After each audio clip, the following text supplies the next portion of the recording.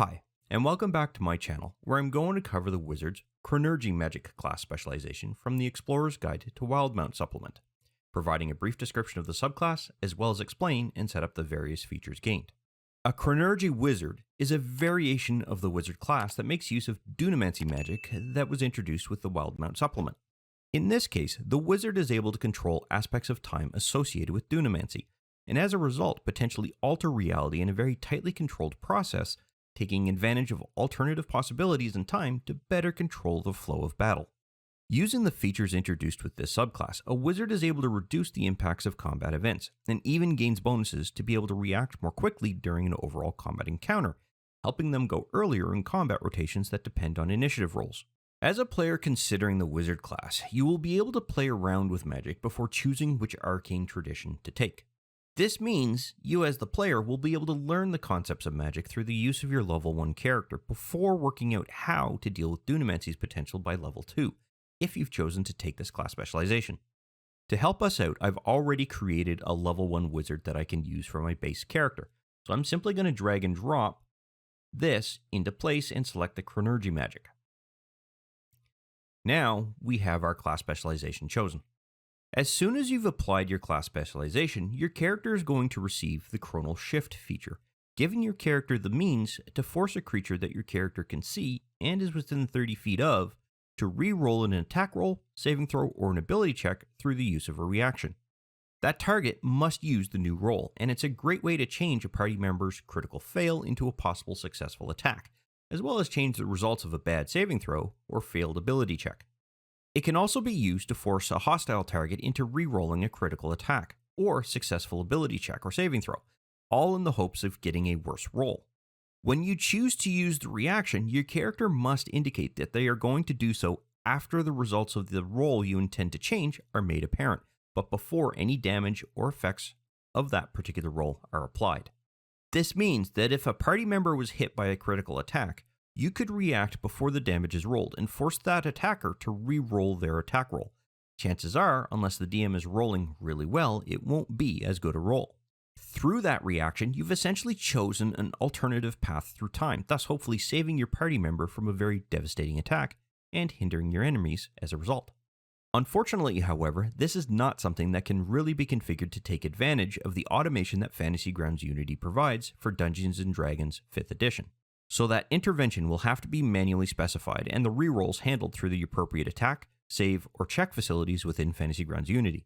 However, this is also something that can't be used without a consequence, and as such there are limitations as to how often it can be used, which in this case is twice between each long rest. Once your character has completed that long rest, they will once again recover all spent uses, thus allowing you to use this feature again. Because this has a tracking requirement, we're going to want to add this to our character's action sheet.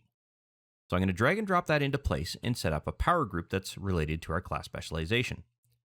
Additionally, I'm then going to set this into preparation mode and set this up for 2 daily uses. That guarantees that we will now be able to use this 2 times before we have to complete a long rest in order to use it again. So I've gone ahead and set up a quick encounter here, and I'm just going to simply move this down so that we can actually see what's going on. And what we've got here is our wizard has already gone through their turn, did whatever they were going to do, and now the vampire is able to go. In this particular case, the vampire is going to target Ape 1. So I'm going to go ahead and target Ape 1. And they're going to attack that target. And I'm going to use, in this case, just a standard unarmed strike. Now, in this particular case, that is a hit. What I can now do is state to the Dungeon Master, hey, I'm using Chronal Shift, you have to re-roll that attack roll. Okay. So I do. And in this case, that is still a hit, but that's because the ape has a low AC, and the vampire has a really high bonus. So you can see how very quickly we have 2 distinctly different rolls that come into play here. We have our initial hit at an 18, and then our second hit at an 8. So in this case, we didn't necessarily change the fate of the ape, but what we did do is, let's say that was a critical hit. Well, instead of the ape taking double damage, now it's only going to take a single die roll of the actual damage dice. But the reverse can also happen. So let's say that Ape 1 is the one that is going. So just 1 second here. I'm going to advance the turn. One more. There we go. To Ape 1. Now, Ape 1 makes an attack roll against the vampire.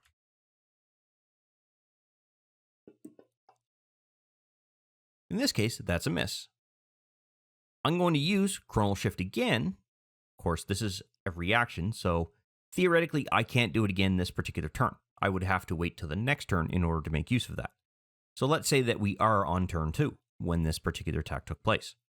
I'm going to go ahead and use that again. And now, as we can see, we've used all of our uses. The ape, on the other hand, gets to make their second attack because you've reset time in order for them to go ahead and re-attack that particular target. Once again, though, they miss, and that's not a guarantee that you're going to change a miss into a hit or a hit into a miss. And the same thing applies to both saving throws and ability checks. So you can have your character re-roll or another character re-roll an extremely low ability check that they had made, i.e., let's say that they rolled a 3 when they needed a 10. Well, you can force that character to re-roll that because you've reset time back to the state prior to them rolling that. They roll, they get an 11 this time. Yes, they've changed that fail into a success. But it's not a guarantee. So let's show how an ability score check would be re-rolled. Well, let's say that we are being asked to make an acrobatics or arcana check. So let's go for the acrobatics because we have much less of a bonus there. In this particular case, I don't need the re-roll. I most likely succeeded in whatever attempt that I was doing. But let's say later on, I have to do it again. Now, this is almost guaranteed to be a fail. By using the Chronal Shift feature, I can now go ahead and re-roll that roll. Better, it doesn't necessarily mean this is a fail, but at the same time, this is most likely not a pass. So you can see how you can change the rolls themselves through the use of this particular feature. You're resetting time back to the state prior to that roll. And the same thing can even be done for saving throws. So if we're being asked to make a dexterity-based saving throw, once again, this is most likely a success, but let's say that that's a fail. Well, we reset time back through the use of this particular feature, and then we re-roll that particular saving throw. In this case, we had an improvement in our roll. I think we've had an improvement in most cases, but that's okay. So this is a good example of how you can re-roll those things. Now, when it comes to an enemy, you're obviously going to want to have the opposite effect. You're going to want their success to be turned into a fail. Another feature your character is going to acquire at level 2 is called Temporal Awareness, and it allows your character to add their intelligence modifier to their initiative rolls every time an initiative roll is called. This bonus is inclusive with all other bonuses that your character is already receiving through their dexterity. But if your character has a really bad modifier for dexterity, this is a great way to counter that.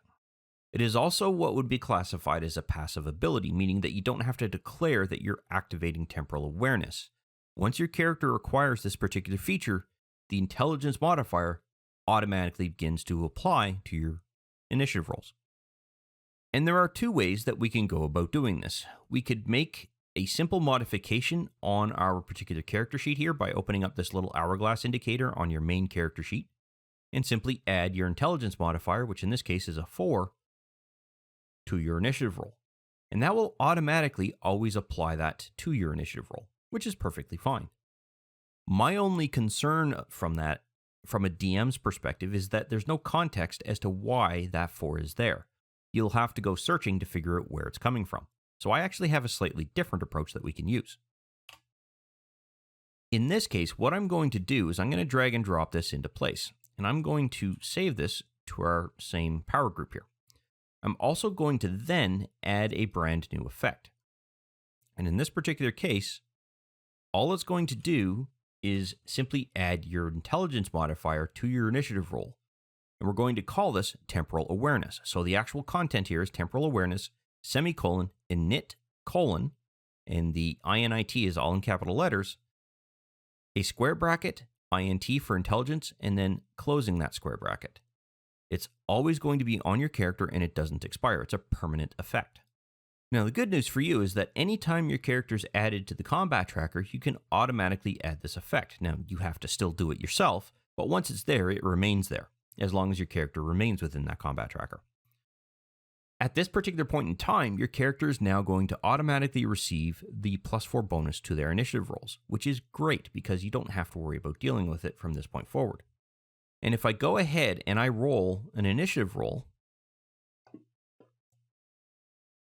what you'll see here is that we have a total bonus value of 5, and that's because our dexterity is giving us a +1 bonus. But we have an effects +4 here. That's because of this particular bonus here. We also have, as part of that, an indication that it is being applied by an effect. So we now know where this +4 is coming from. And if a DM ever gets themselves into a state of, why is that particular character receiving a +4 to their initiative roll? All they have to do is look at the combat tracker and see, it's from their temporal awareness feature. That's literally all that is for. But later on, because you get this particular feature at a very early level, and you're confused as to why you're getting that bonus, you now have context as to figure out where it's coming from. So it provides both an awareness to you and the Dungeon Master. At the same time, it is very informative in the chat that there's an effect that is applying a +4 bonus to your initiative roll.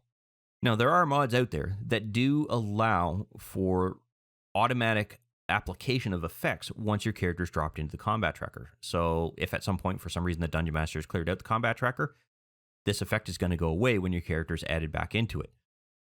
I'll try to remember to link one of those particular mods in place. I haven't used them in a very, very long time, not since I stopped using Fantasy Grounds Classic, so I don't know whether they've been updated for Unity, though I assume they have.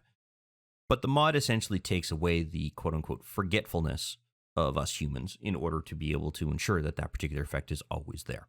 Just simplifies things for us. At Wizard level 6, you're going to gain access to the Momentary Stasis feature that allows your character to gain some control over the battlefield.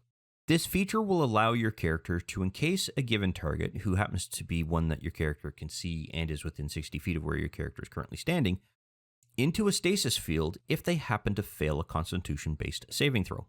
While encased in this stasis field, they will be classified as incapacitated and will have a speed of 0. That stasis field will remain in place until the end of your next turn, or until the creature suffers some damage. The only other requirement is that the creature has to be of size larger or smaller, so that you can include the large, medium, small, and tiny sizes in that categorization.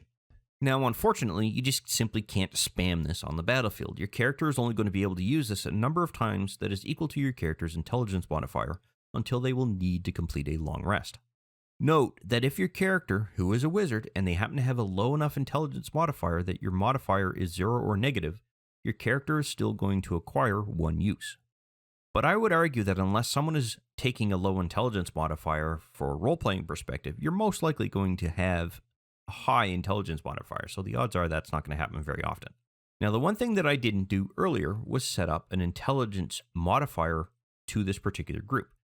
If you've watched any of my previous videos, you will know that a power group can control the base stat that is used by all of the features that are within that particular group. And this is why we group specialization features into a single group.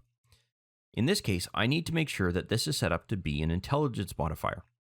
And when I do that, any new feature or skill, including the ones that are already there, will automatically make sure that they use intelligence for any attack rolls that they have to do, or dice checks, saving throws that they're forcing someone to do, things like that. And what this means is that I can now drag and drop this into place and ensure that I group this appropriately. And now this will be part of this particular group. In fact, it's right here. Now, the good news for us is that the saving throw is already set up, as is the incapacitated effect, so we don't have to worry about adding those. The only issue is that dice check is wrong. When you add a new feature into a particular group, because it's not necessarily getting dropped directly into that group, this doesn't automatically calculate correctly. What you have to do is just pop that open, and when you do that, you will see that it will have updated behind the scenes. And that's because at that particular point in time, when you pop this window open and when you make adjustments within this window, it automatically calculates based on what's current. So it noted that the group DC, which is this whole thing here, makes use of the ability modifier here, which is this, because saved AC, or sorry, I should say saved DC, is using the base value, as is the attack roll. Well, the base value is the intelligence modifier. Once we made that change and this opened up, this adjusted. And I can prove that by making an adjustment to the stat that's here. So if you watch this saving throw, when I change this to a different stat, you can see that the value changes. There is, however, something we still have to link into this particular feature, and that is the number of uses. It is equal to your intelligence modifier, which in this character's particular case is +4. So I'm going to go ahead and modify this by preparing it for 4 daily uses. And that's all we have to do in relation to that particular feature. Now that we have this ready to go, you can see that we have 4 uses. I can make the attack rolls, or the saving throws rather, and then force somebody to be incapacitated. Now, how this works is actually fairly straightforward. I'm going to move that down again just so that we have a little bit more visibility. I'm going to attempt to force this vampire to remain in stasis. Out of all of the creatures that are on the battlefield outside of the dragon and the mind flayer, the vampire is probably the most dangerous beyond the dragon. The odds are I'm not going to be able to affect the dragon, so I'm going to try the vampire. So my character is going to target the vampire. I'm then going to force that saving throw roll. And in this particular case, they have failed. That means that the vampire is incapacitated, so I can automatically apply that effect. Now, there is something that I would like to point out. In this effect's current state, that effect is permanently applied. That's not exactly what we want, and the reason why it's permanently applied is because it has a duration of 0 rounds, which means it does not go away. To fix that, what we will need to do is open up the effect editor here and change this to have a duration of 1 round. The only issue with that is that now that that is set, it's going to disappear at the start of our character's turn, not at the end. So, I'm also going to, just for completeness sake, set this up to have a title.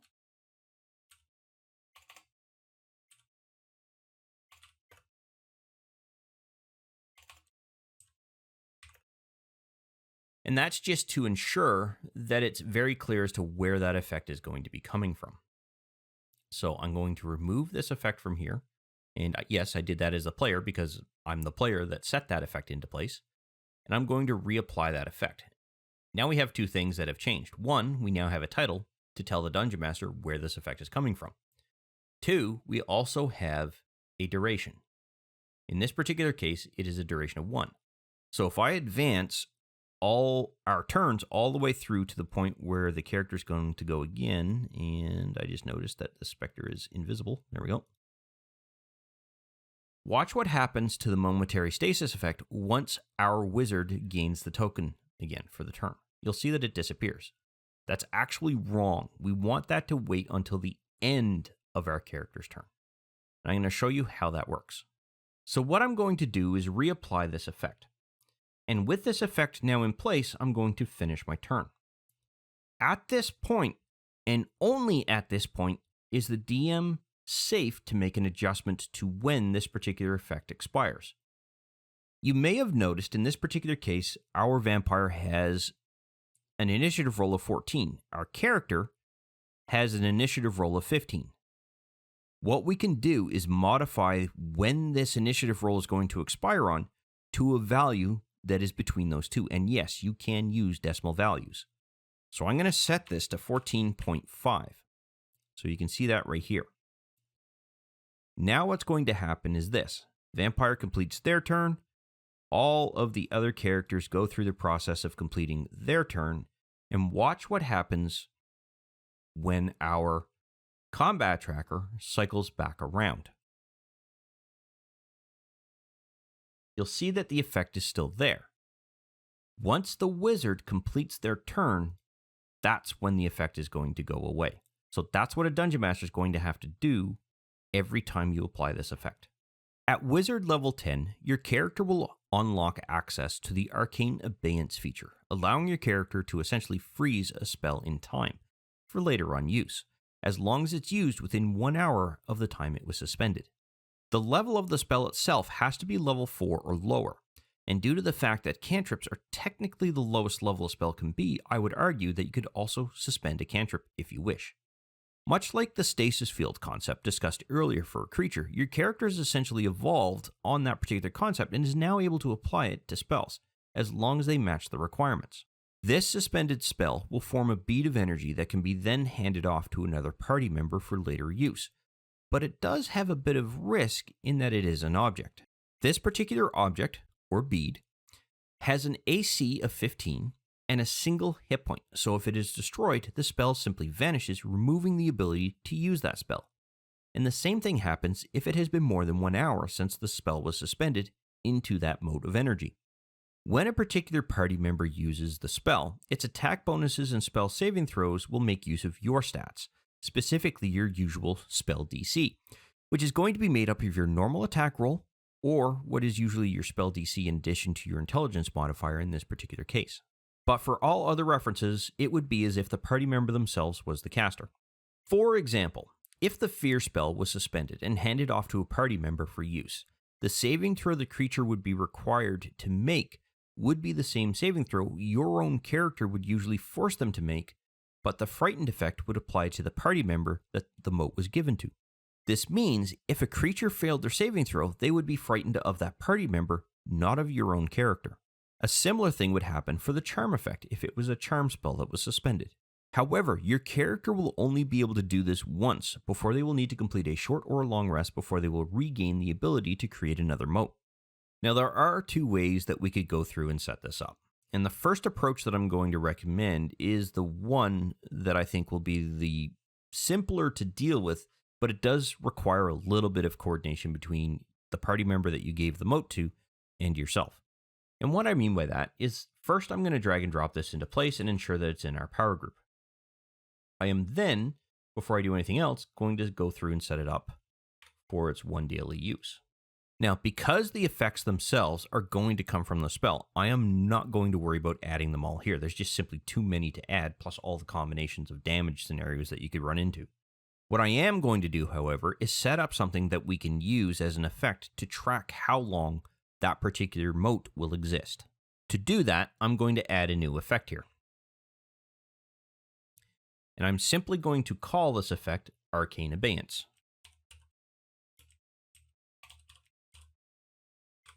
Semicolon.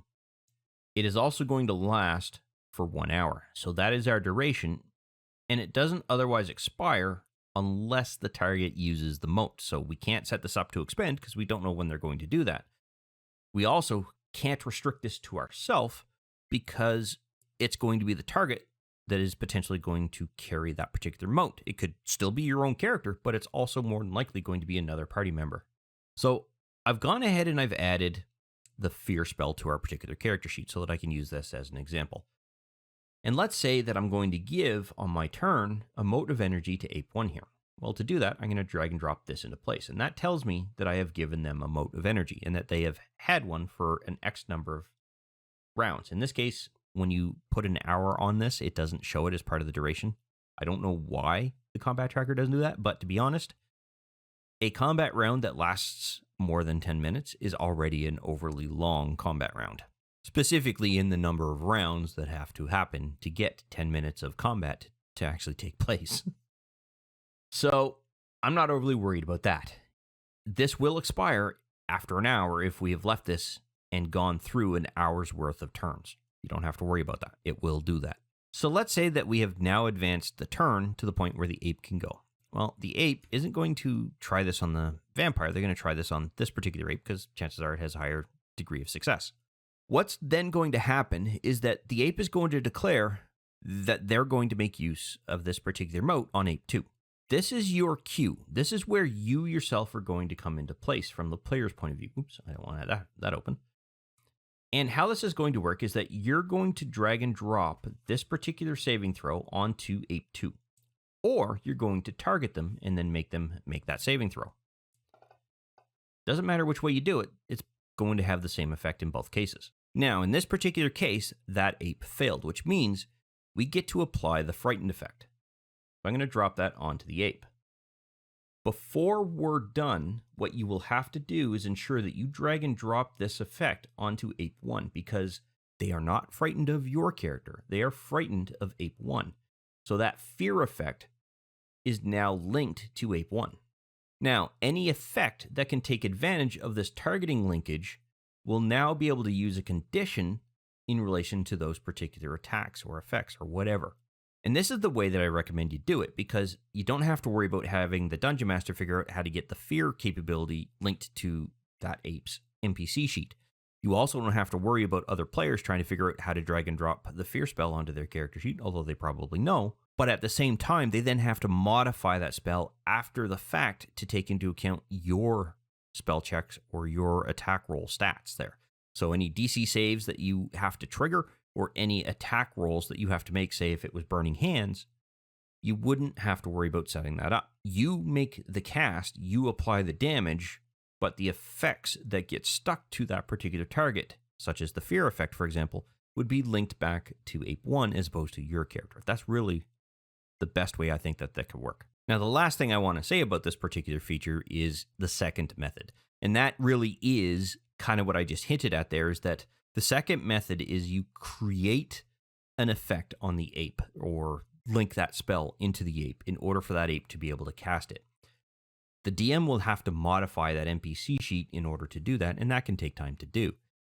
The other method, where you're dropping it into a player and giving them the ability to cast the fear spell, that again comes into a little bit of a complicated scenario where the player has to drag and drop that spell onto their character sheet and then update that spell to use your DC and your attack rolls if it happened to be a different spell, and deal with all of those particular aspects of it. They may not be used to using a spellcasting style of character. I know I've had players that have had problems figuring out how spells work. So this method really prevents the game from stalling out while all of these things have to be manipulated around those character sheets or the NPC sheets, and it just keeps the game flowing. At Wizard level 14, your character is going to gain their last feature through this class specialization called Convergent Future. This feature is a significantly more powerful improvement over the Chronal Shift feature, but it is intended to remain its own, meaning that it does not replace the effects and capabilities of the Chronal Shift feature. The change in this case is first specific to the range. While the Chronal Shift has a range of 30 feet, this particular feature allows you to react to a situation that is up to 60 feet away, and is specific to a target your character can see. This can be a party member or enemy, but this time when your character uses their reaction to intervene on a particular roll that they are looking to reverse, you can force the roll to be either a success or a fail by ensuring the roll is the minimum values needed to succeed, or is 1 point lower, ensuring a failure. This does mean that as soon as you intervene, the value that appeared on the attack roll, saving throw, or ability check is simply ignored, and the required value used as defined above. Now, this can be a little bit confusing in how both the wording of this context is explained as well as how I myself have just covered it. So I'm going to provide an example of a couple of situations. The first example would relate to an attack roll in that your character could use their reaction to help a party member by replacing their attack roll that was a miss with an attack roll that had the minimum value needed to convert that into a hit. This means that if your party member needed to roll a value of 15 in order to hit their target, and let's say that they rolled a 7 on their dice roll and only had a +7 bonus in combination with their proficiency bonus and modifier bonuses in order to hit, that means they only rolled a 14 for their attack. Well, making use of your reaction, you could change that die roll of 7 to be a value of 8, thus guaranteeing that that character hit their target when they add in their +7 to their bonuses. That means 8 + 7 = 15. And yes, this does mean that you can turn a critical fail into a hit because you're canceling out that failure and you're giving them the required absolute minimum number to show up on that dice roll that they need to use in addition to their modifiers in order to guarantee that hit. The reverse can also be said for an enemy, and specifically one that is making an attack against a party member. And let's say that your party member had an armor class of 16. The attacker themselves managed to roll a 16 or higher with all of their bonuses applied. You could reduce that roll to something that forces a miss by 1 point, so that the total value of the attack roll was 15, not the value of 16 or higher, whatever it was that they happened to roll. This would also apply to critical attacks, because once again, you're canceling out the attack roll for something more favorable to your party member. The same concepts also apply to the saving throws and ability checks as well. You can force a party member to actually make their saves by converting their failed roll into a success. And you can also force an enemy to fail their saves by converting a success into a fail -1 point. However, doing this is going to force your character to incur 1 point of exhaustion. but you otherwise have no usage limitation on this particular feature, unless you kill your character off through consecutive uses to max out your possible exhaustion level. As usual, your character will be required to complete a long rest in order to reduce the exhaustion level by 1. So if you used it enough times throughout a given day to acquire 3 levels of exhaustion, you'd then have to rest through 3 complete long rests in order to reduce your exhaustion level back to 0. We don't need to worry about adding this to our character's action sheet with the purposes of dealing with canceling out a particular attack roll so that it turns into a fail or changing something into a success. We don't need to worry about that from that point of view. What we do need to do is track the actual exhaustion levels.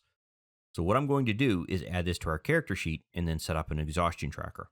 So I'm first going to copy this so that I can just have the group ready to go.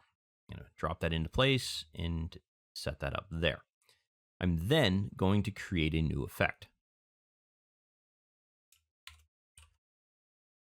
And then modify that effect so that we have something that looks like this.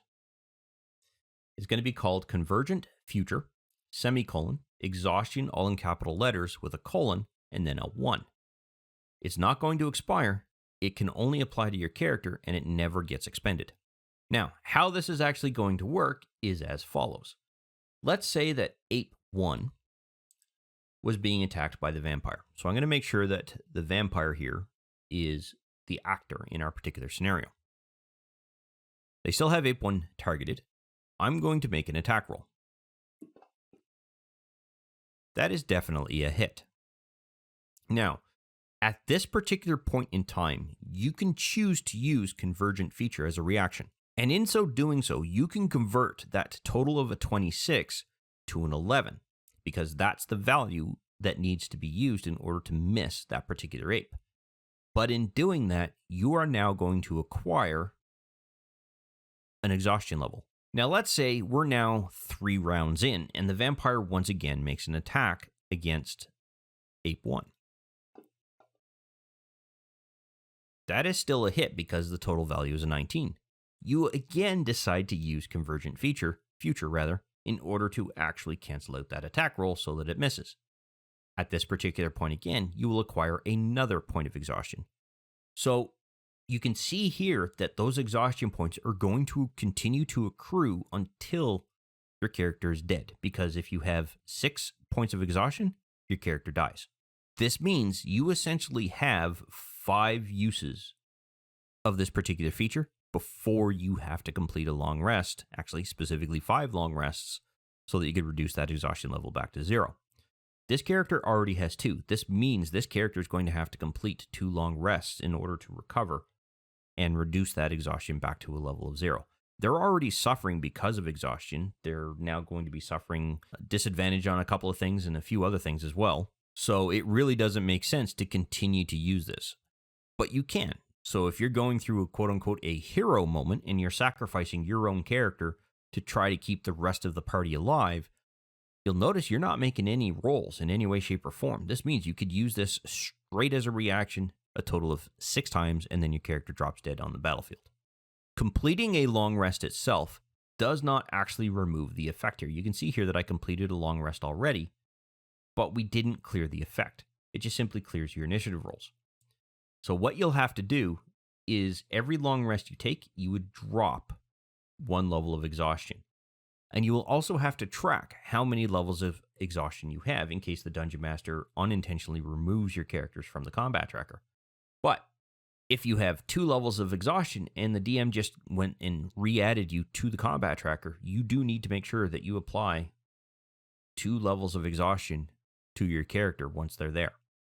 And that really brings us through to our conclusion. And through the use of the Convergent Future and Chronal Shift features, you're giving your character the means to alter the outcomes of what otherwise might have occurred by pulling out favorable probabilities from time using the magic of Dunamancy. And this is a very interesting concept, and I feel as though a wizard of this class specialization could become viewed as a prophet over time due to their control over the fates of their party members, as well as themselves. I will admit, though, from the point of view of a dungeon master, it is something that could be very frustrating to have to deal with all of the rerolls of things that would otherwise have not really impacted the flow of the game. But I also feel like I do like the overall concept, and I can imagine it would only take a few playthroughs before one got used to these kinds of interruptions, thus making it less of an impact, if you will. However, this does bring us to the end of this video. I hope you found it useful and informative, and I look forward to seeing you in the next one. I wish to thank you for taking the time to watch this particular video. I hope you found it informative and useful to familiarizing yourself with Fantasy Grounds in general, and that you had fun in the process. If you found the video useful and you liked the content of the particular video, go ahead and click that like button to let me know. And if you have any questions specific to the topic covered by this particular video, or just have some comments in general, please feel free to post something in the comment section, and I will do my best to respond to any questions that are asked. Additionally, I do release content quite regularly, and it's generally specific to Fantasy Grounds or 5th edition Dungeons & Dragons at this time. So if you'd like to be notified when new videos come out, go ahead and subscribe and click the notification bell to ensure that notification is sent to you when I release a new video.